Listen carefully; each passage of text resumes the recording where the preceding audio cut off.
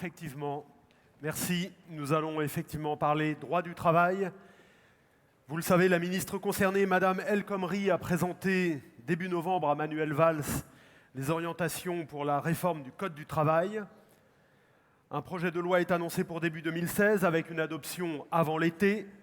Ces premières orientations se sont nourries de plusieurs rapports sur le sujet, dont celui de Jean-Denis Combrexel, qui a déjà fait couler beaucoup d'encre, et celui de Jacques Barthélemy.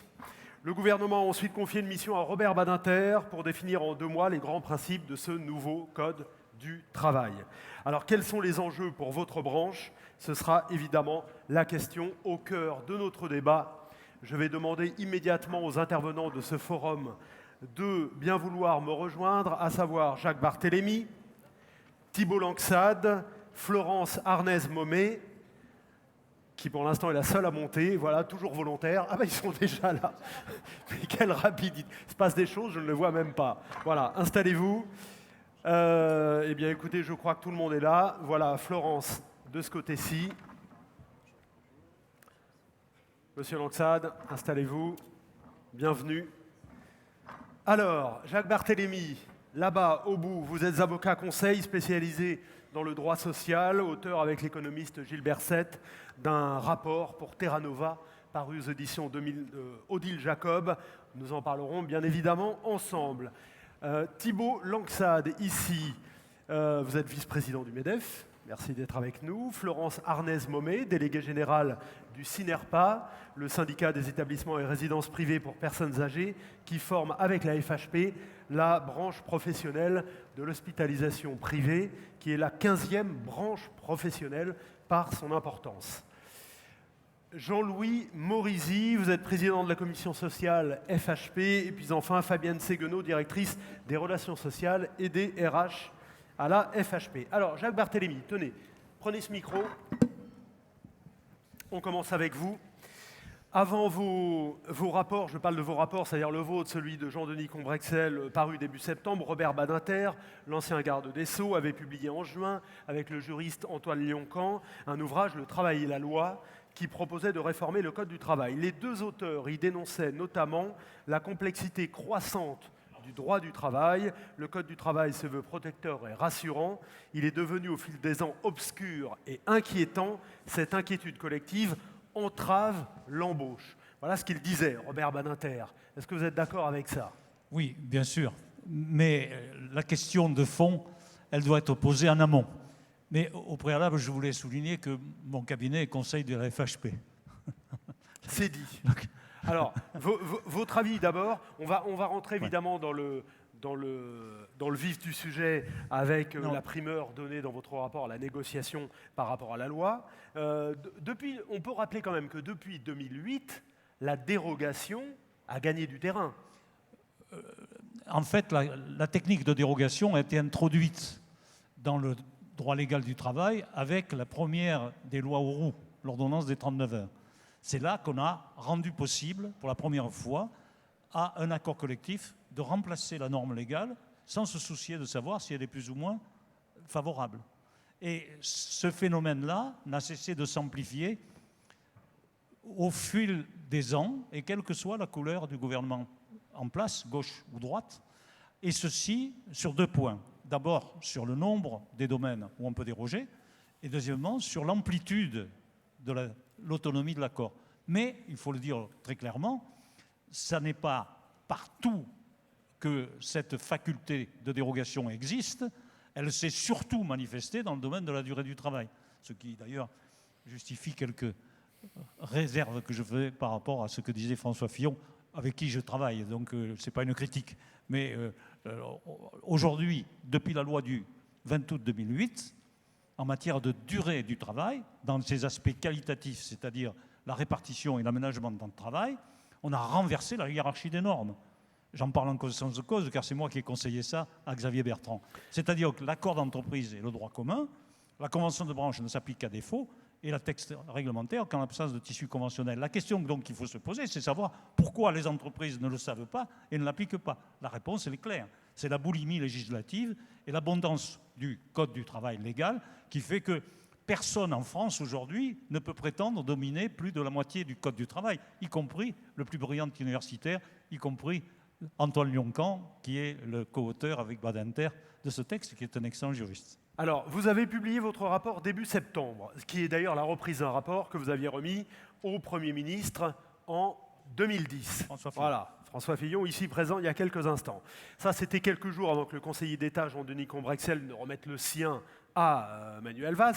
Alors, vous vous retrouvez sur plusieurs points, hein, Combrexel et vous. En particulier, le principe d'un élargissement du champ de la négociation entre patronat et syndicats au niveau de l'entreprise et de la branche et au détriment de la loi. Donc l'idée, c'est que la règle ne soit plus décidée d'en haut par la loi, mais d'en bas, sur le terrain, dans les entreprises, dans le cadre d'une négociation salarié-employeur. C'est bien ça?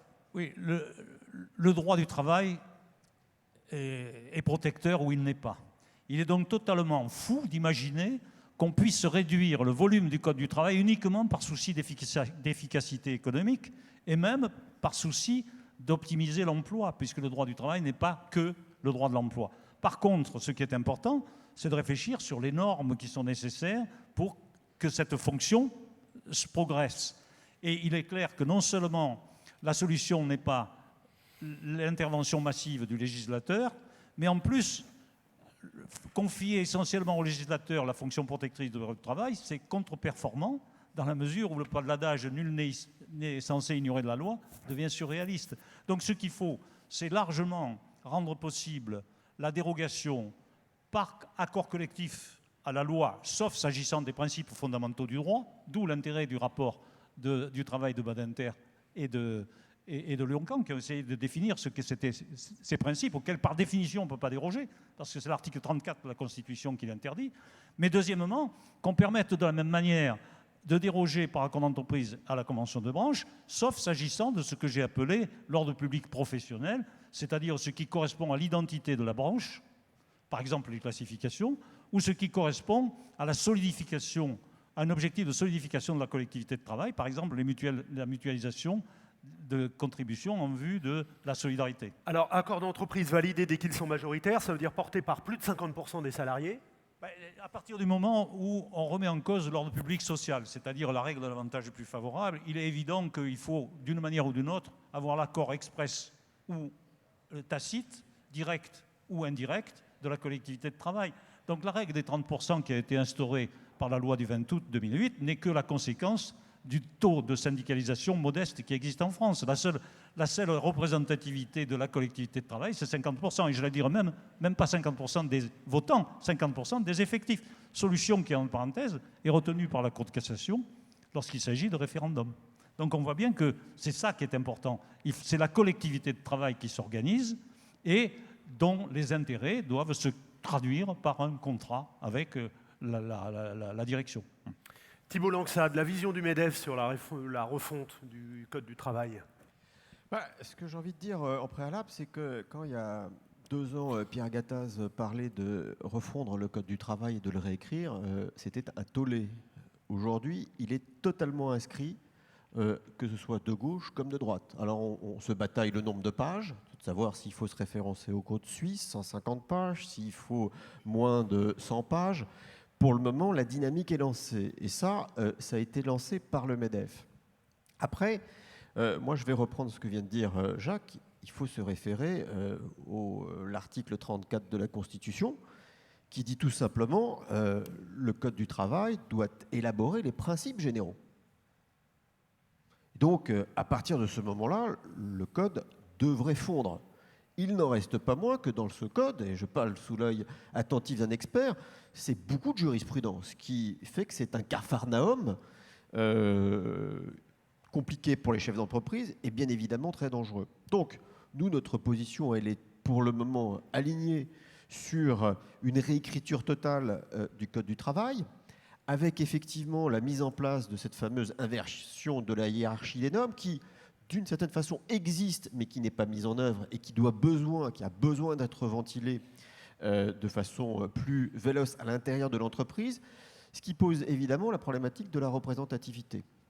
Alors la problématique de la représentativité, elle est syndicale, elle peut être aussi patronale, parce qu'on a autant de branches que de fromages, donc ça nécessite peut-être d'avoir une vision plus simple de nos branches. Donc il y a un objectif qui a été fixé par le Premier ministre de passer à 100 branches, ce qui fondamentalement est à peu près le nombre de branches actives, donc ça ne devrait pas poser de problème, mais la simplification, y compris dans le domaine patronal, n'est pas forcément très simple, mais pose la question aussi de la représentativité de nos syndicats. Alors, à titre personnel, je tiens juste à le souligner pour être un peu provoquant, moi, ça ne me dérangerait pas de remettre en cause le monopole syndical.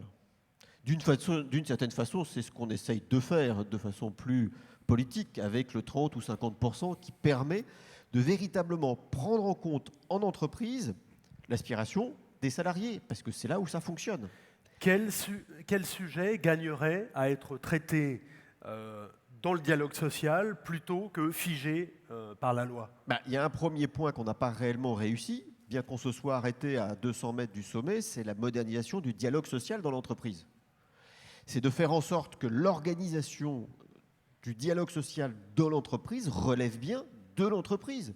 Et on voit bien qu'aujourd'hui, on est descendu avec un schéma millimétré, en plus conforme à toutes les entreprises. Vous le savez tous, le CHSCT, une entreprise de communication de 52 salariés à Paris, n'est pas du tout la même chose que le CHSCT de la raffinerie de Reichstett. Et on y impose les mêmes outils de régulation. Donc il faut qu'on revoie à l'intérieur de l'entreprise l'ensemble du dialogue social. On s'est arrêté, je dis, à 200 mètres de l'arrivée. C'est vraiment dommage. Une pression probablement politique de la part de nos syndicats qui n'a pas voulu franchir le Rubicon. En revanche, tout avait été écrit. Et si je fais d'ailleurs un peu de politique, tout ce qui avait été écrit, et même d'une certaine façon un peu concédé de la part du MEDEF pour faire en sorte que l'on puisse avoir ce bing-bang social à l'intérieur des entreprises, François Rebsamen, quand il a voulu légiférer, a légiféré sur toute autre chose, ne tenant pas compte des avancées que nous avions eues, nous, partenaires sociaux, pour réformer le dialogue social. Donc le premier point, c'est l'organisation du dialogue social dans les entreprises, ce qui permettra de régler les effets de seuil. C'est là où véritablement on aura une belle avancée, notamment sur les PME. Enfin, le second point qui est à prendre en considération, c'est tout ce qui relève du champ contractuel. Avec un code du travail qui définit un cadre général, l'entreprise peut être en mesure de définir la relation contractuelle du salarié et de l'employeur. Voilà les deux points que l'on peut mettre en avant. Le troisième point, par la force des choses, qui est automatique, c'est effectivement de revenir sur cette notion de temps de travail. Moi, je partage ce qui a été dit très exactement par l'ancien Premier ministre. On est le seul pays européen aujourd'hui à légiférer encore sur le temps de travail. La question fondamentalement, elle n'est plus 35, 38, 39. Elle est, nous, dans nos entreprises, à partir de combien c'est le déclenchement des heures complémentaires. C'est ce que ça nous coûte. Fondamentalement, on peut déjà travailler à 39 heures. Il n'y a pas de souci. Mais c'est évidemment le déclenchement des heures complémentaires qui fait qu'on est mitraillé, cisaillé, et qu'il faut revoir entreprise par entreprise. Et cette latitude, elle peut être donnée à l'entreprise. Et à défaut, à la branche, quand l'entreprise est trop petite. Il est vrai que quand l'entreprise est trop petite, la notion du référendum, voire de la votation, quand bien même c'est 50% de l'effectif, quand on est une entreprise de 7 salariés, je ne devrais pas dire ça, mais pour peu qu'on ait un patron un peu leadership, un peu charismatique, et puis disons, lâchons le mot, très autoritaire, on voit bien que là, pour le coup, c'est compliqué pour une boîte. Mais pour une boîte de 49, voire même une boîte de 20, ça commence à avoir du sens. On a une bonne représentativité quand on commence à avoir ce chiffre critique. Et donc d'avoir des accords de branche type qui permet pour un chef d'entreprise de pouvoir valider quelque chose très rapidement, c'est bien évidemment important. Parce qu'il ne faut pas se leurrer.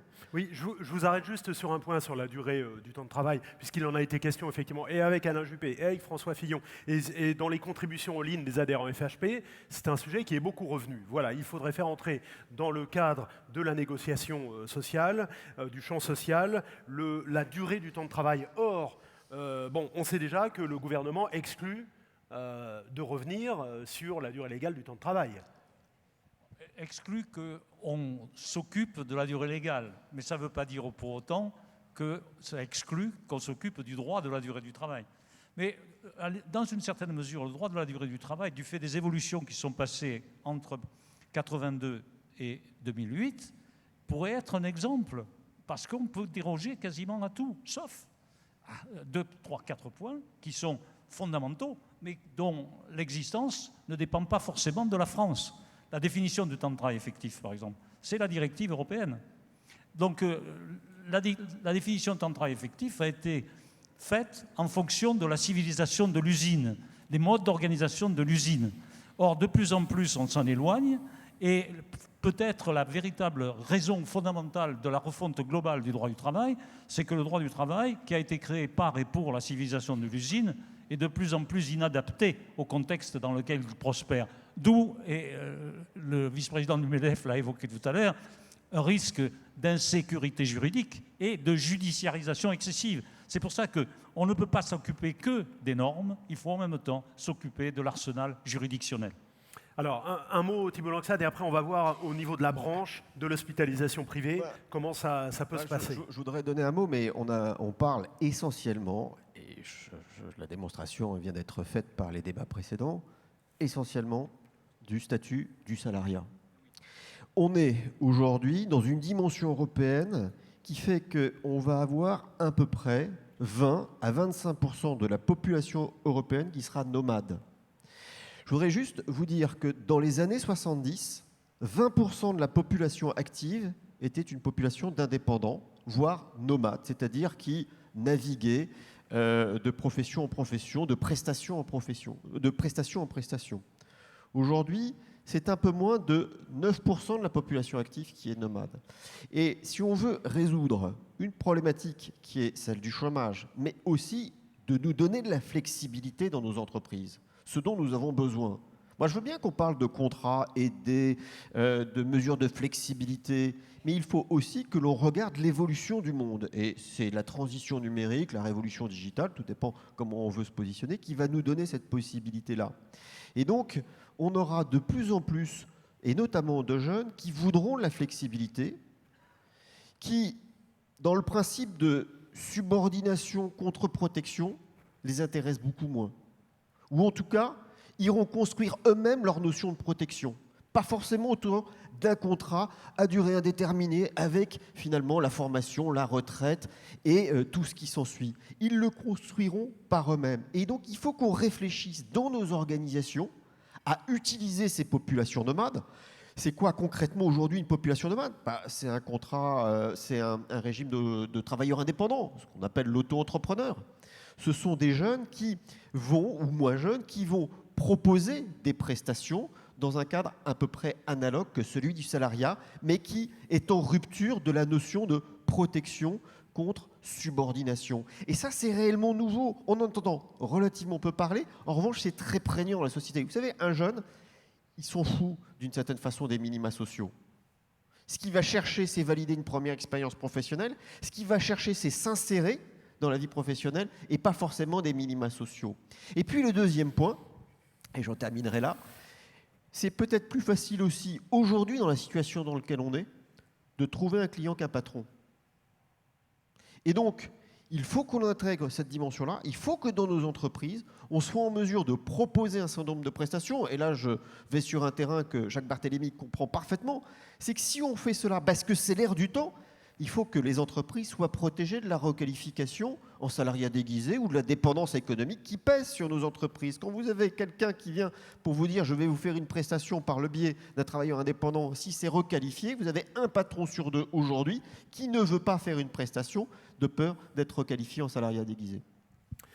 Florence Arnaiz-Momé. Vous permettez, je voudrais rebondir rapidement parce que je voudrais qu'on parle de la branche. Une seule maintenant. phrase pour rebondir sur ce que disait Thibault qui est essentiel. Le droit du travail a été créé par et pour la civilisation de l'usine.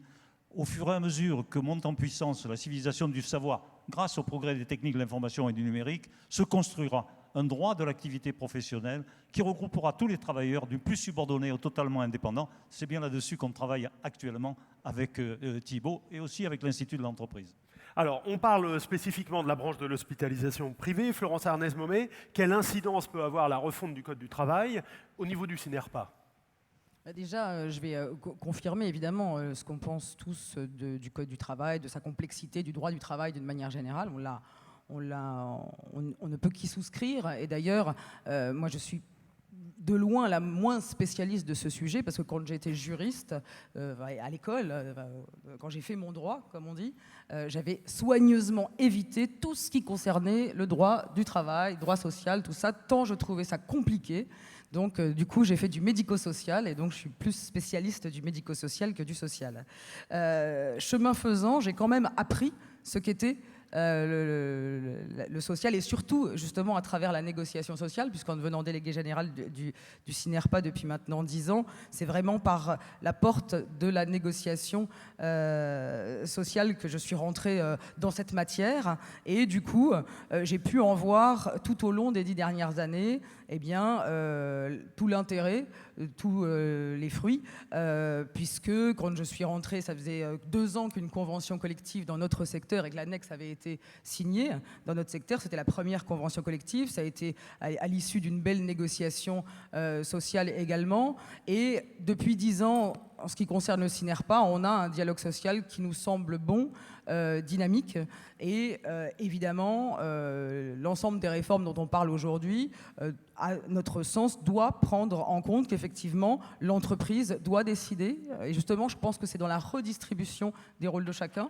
Il est clair que l'inflation législative, on n'en veut plus, mais dans tous les domaines, hein, dans le domaine social, dans le médico-social, et on a encore une réforme qui arrive dans le domaine médico-social, donc on en a tous les 6 mois, donc, et ça, quels que soient les gouvernements, hein, c'est réforme sur réforme dans tous les pans de l'activité.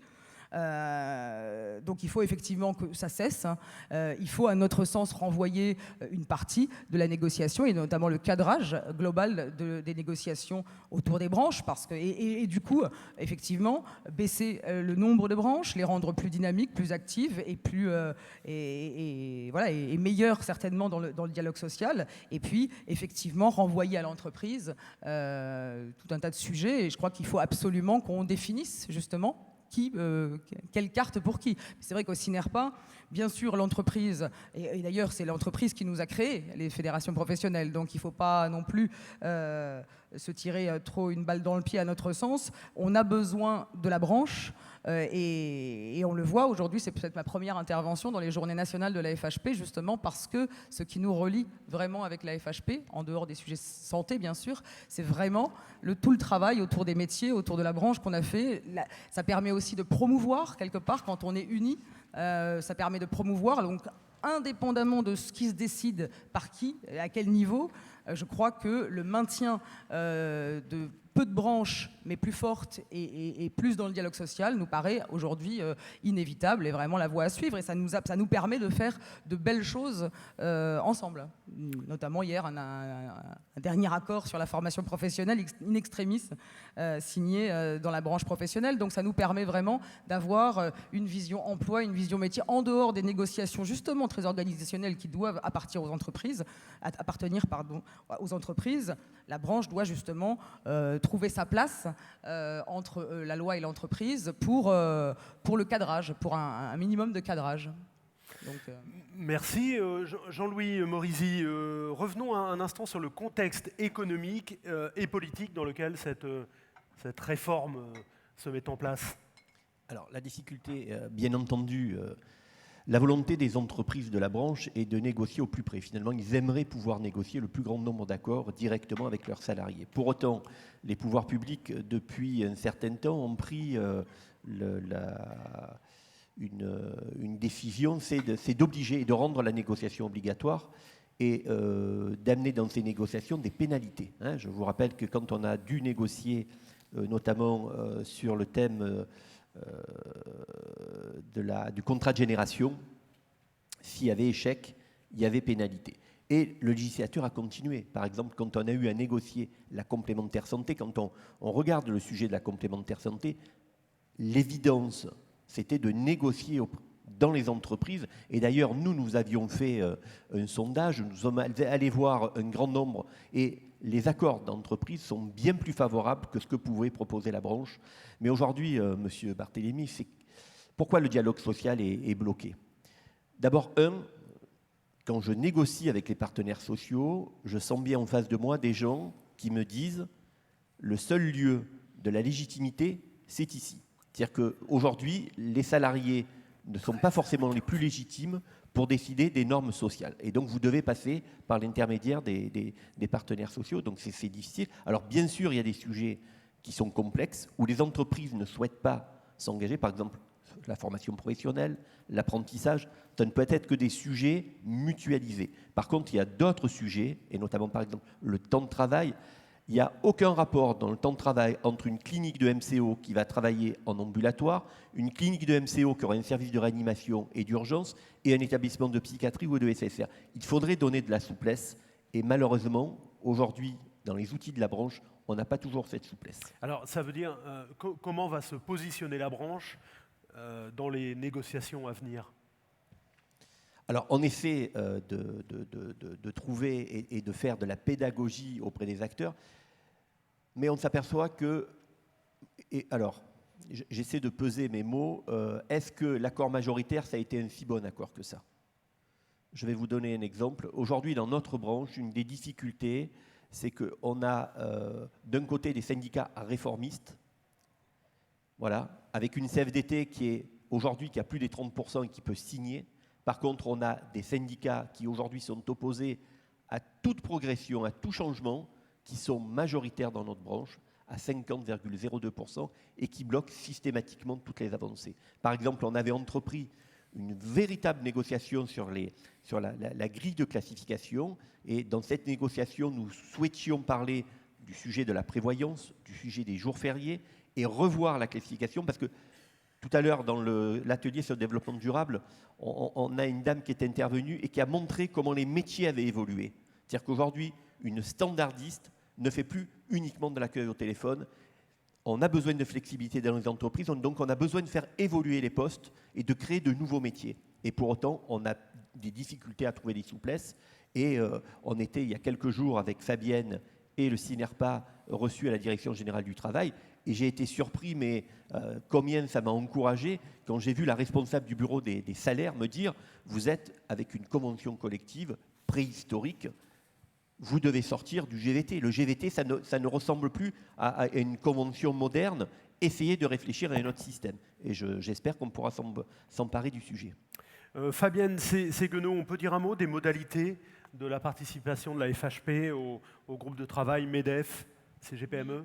Oui, tout à fait. Donc, dans les suites du rapport Combrexel, la FHP s'est rapidement mobilisée pour faire ses contributions, en particulier au MEDEF, qui a monté un certain nombre de groupes de travail de réflexion pour faire les propositions au gouvernement, mais également, nous avons travaillé aussi sur le sujet à la CGPME. Nous avons demandé récemment à être auditionnés par M. Badinter, qui travaille sur le sujet des droits fondamentaux, comme chacun le sait en ce moment, à marche forcée. Et donc notre contribution est relativement simple, c'est celle d'ailleurs que M. Juppé et M. Fillon ont relaté, c'est donner la priorité avant tout à la négociation d'entreprise dans cette nouvelle architecture du Code du travail qui est en train de se dessiner entre l'ordre public légal, l'ordre public conventionnel et puis le supplétif légal.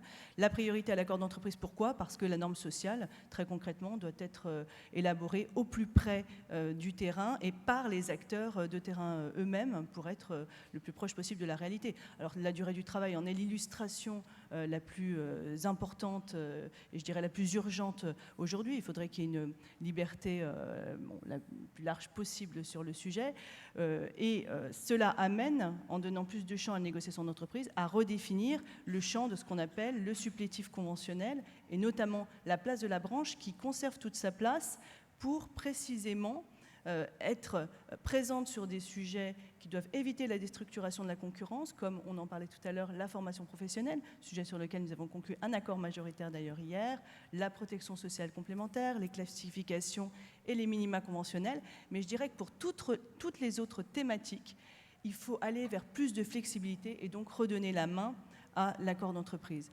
Donc là aussi, ça nécessite une redéfinition du supplétif légal. On en a discuté largement, notamment dans les instances du MEDEF, puisque le supplétif légal aujourd'hui est très marginal. On a uniquement les normes impératives qui sont prégnantes. Et donc un supplétif légal qui permette, en l'absence d'accord, pour les entreprises qui ne peuvent pas ou ne souhaitent pas négocier, d'avoir plus de chances. C'est-à-dire, par exemple, une durée collective, donc une durée du travail qui pourrait être annuelle, avec, par exemple, des recours aux contrats à durée déterminée qui seraient assouplis dans leurs motifs. Donc, un supplétif légal qui serait là pour se substituer, effectivement, à l'absence d'accord d'entreprise.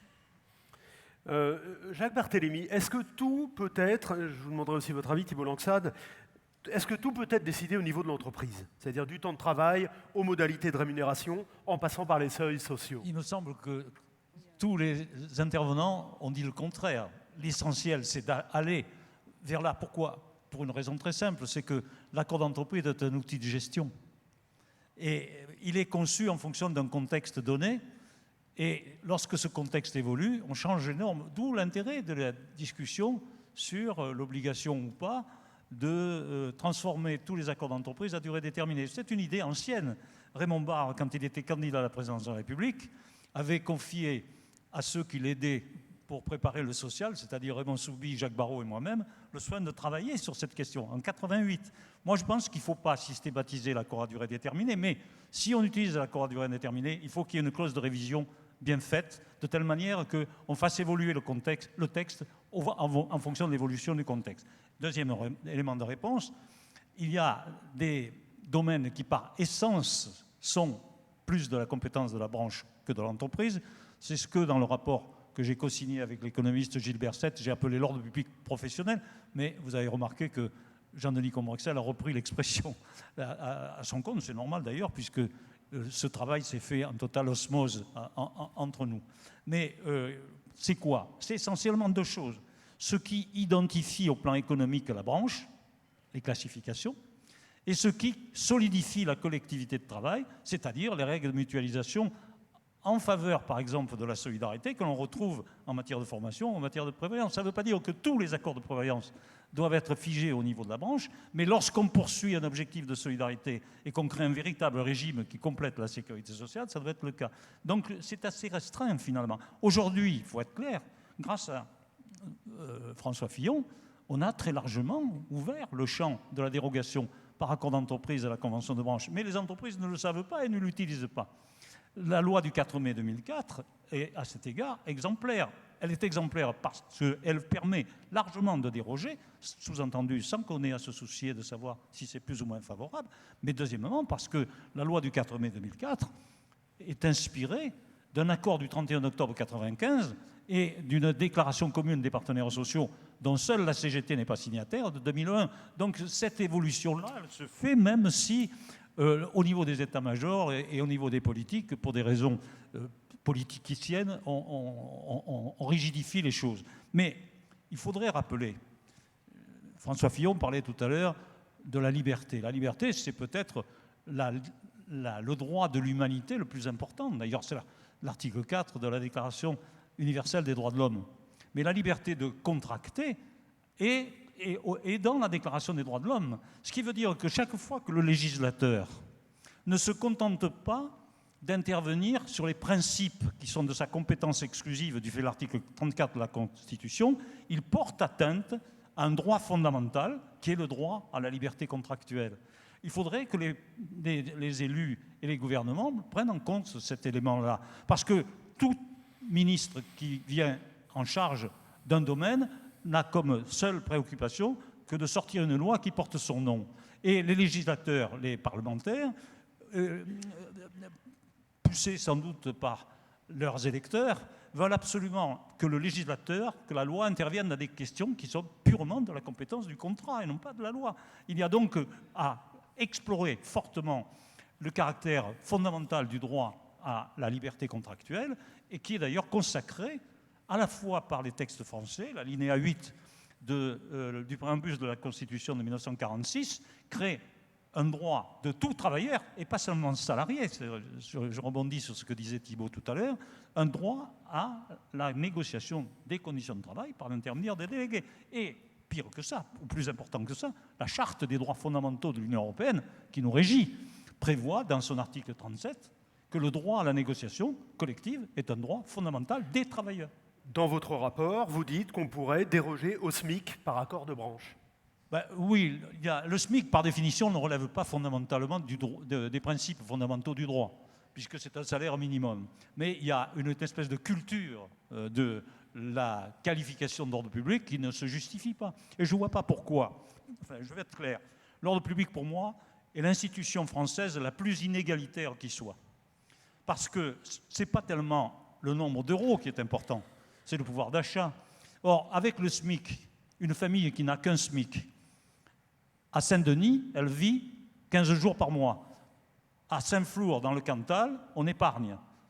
Donc, ce problème est un problème important. Et puis, deuxièmement, je ne vois pas pourquoi, plutôt que de bricoler des contrats aidés, on ne permettrait pas à la négociation collective, certes au niveau de l'entreprise, de la branche, de consacrer des dérogations qui, par définition, sont consentis en contrepartie d'autres choses. Et pour les jeunes et pour les seniors, il y a manifestement un enjeu à bâtir des dérogations au salaire minimum interprofessionnel en contrepartie d'autres choses qui touchent à la formation, à la mobilité, etc.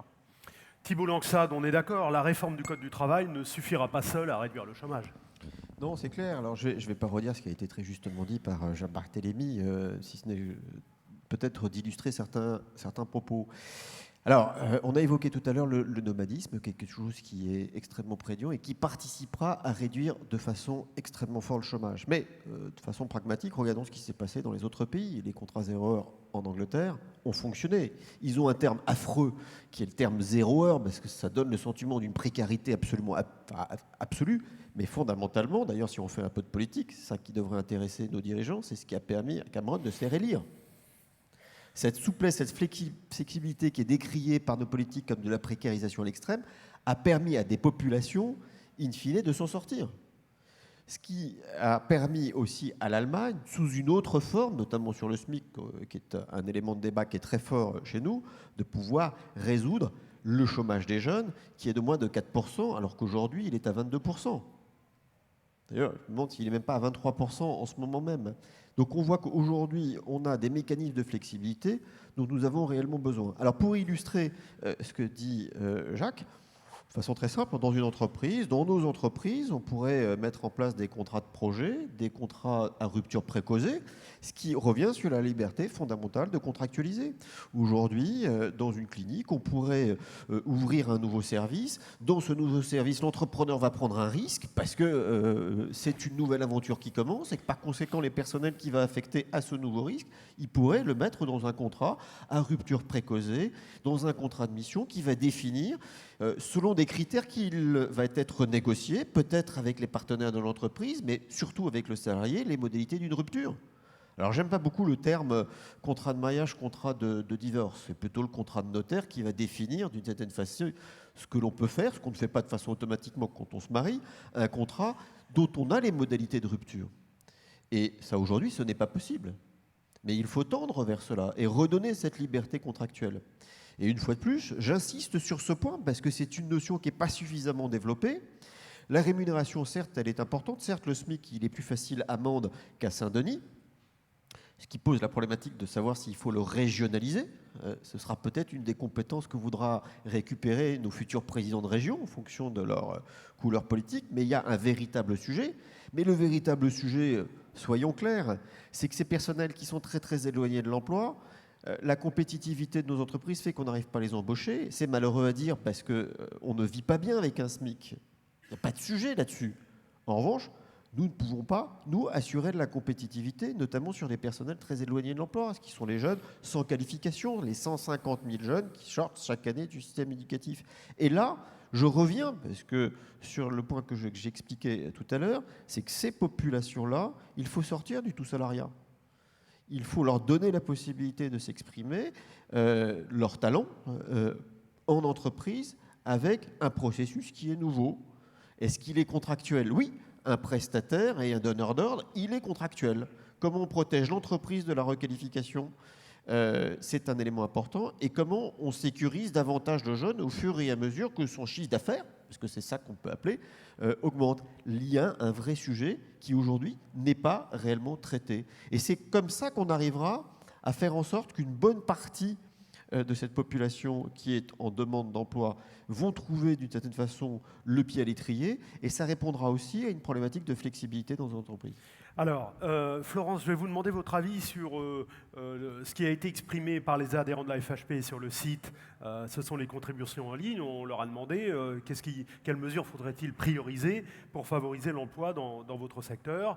Ce qui est revenu souvent, c'est l'allègement des charges sur les CDI, faciliter les conditions de rupture d'un contrat de travail, simplicité et coût, plus de moyens financiers, prix de journée pour ne pas travailler à flux tendu en nombre de personnel. Voilà. Est-ce que ce sont des mesures dans lesquelles vous vous retrouvez au niveau de votre secteur d'activité, le CINERPA, les EHPAD? Oui, globalement, on a les mêmes préoccupations. On a également le renouvellement du CDD. Enfin, on a énormément de points communs. Et effectivement, on l'entend bien par rapport à tout ce qu'on dit, on a besoin d'un grand coup d'air frais dans la façon de revoir tout le dispositif.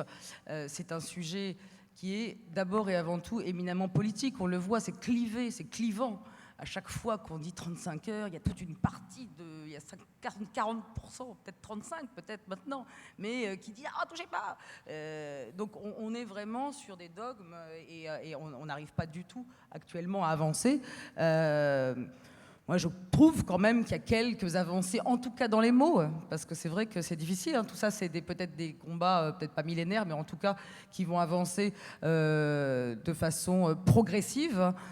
Aujourd'hui, on voit bien que on peut dire les mots. Alors, ça ne veut pas dire qu'on est au bout de la discussion, au bout des changements, mais on peut commencer à dire les mots, on peut commencer à dire ce qu'on dit sans... Bon, alors évidemment, le public est peut-être certainement très conquis et on ne pourrait peut-être pas dire ça partout, mais et c'est vrai que le syndicalisme, tant professionnel que salarié, doit évoluer également. On est vraiment, on est encore une fois clivé, cloisonné, et tant qu'on n'aura pas mis un coup de peps dans tout ça, on va avoir du mal à avancer. Mais on poursuit exactement, je crois que là, on est globalement tous d'accord. On poursuit la simplification et la modernité. Eh bien, merci à toutes, merci à tous.